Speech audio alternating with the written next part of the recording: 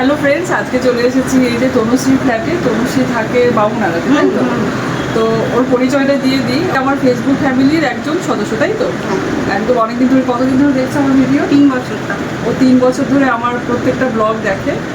আর আজকে আরেকজনকে নিয়ে এসছে, এই যে আসুন ম্যাডাম।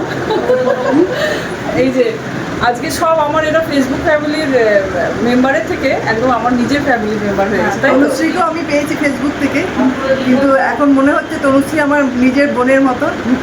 একদম মনে হচ্ছে না যে ও আমার ফেসবুক ফ্রেন্ড।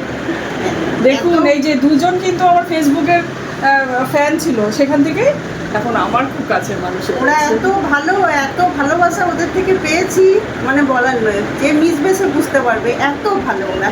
না, ও খুব ভালো বলে আমাদেরকে এতটা ভালোবেসে নিয়েছে। না হলে এত রাতে জ্বালাতে আসি, কিছু তো হয় না।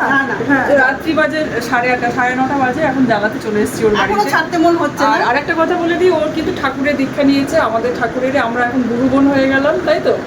আমাদের ঠাকুরের দীক্ষা নিয়েছে, খুব ভালো দিনে ওর দীক্ষা হয়েছে, রথের দিনে। আর এবার থেকে আমাদের সব ব্লগে আমার গুরু বোন হয়নি, কারণ আমার গুরুদেব আলাদা। আমার ফেসবুক বোন হয়েছে ও। কিন্তু আমরা সবাই বোন। একদম একদম। এটাই বলছি যে আমার খুবই ভালো লাগছে ওদেরকে পেয়ে, এত ভালো লাগছে। ওরা আমার পুরো বন্ধুর থেকেও বেশি বোনের মতন, এত ভালোবাসে আমাকে, ভালোবাসে বলেই আমার কাছে বারবার দৌড়ে আসে। খুবই ভালো লাগে আমার। ঠিক আছে, থ্যাংক ইউ। চলুন আপনারা সাথে থাকুন আর দেখতে থাকুন।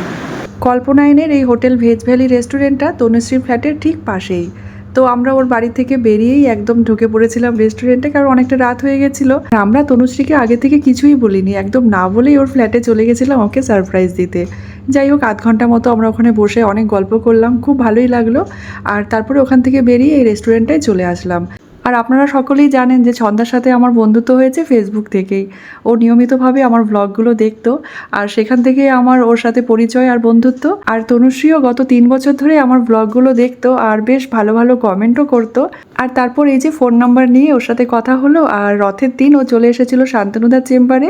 শান্তনুদার মাধ্যমে ও ঠাকুরের দীক্ষাও পেয়ে গেল, আর এখন থেকে আমরা দুজন হয়ে গেলাম গুরু বোন।